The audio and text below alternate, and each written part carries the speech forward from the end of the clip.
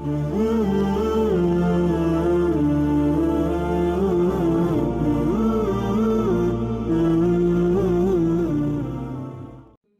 الله الرحمن الرحيم.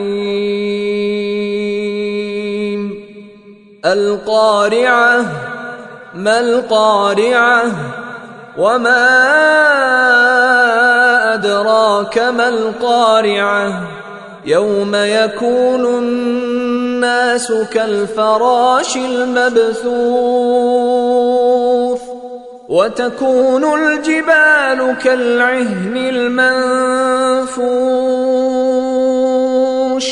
فأما من ثقلت موازينه فهو في عيشة راضية وأما من خفت موازينه فأمه هاوية وما أدراك ما هي نار حامية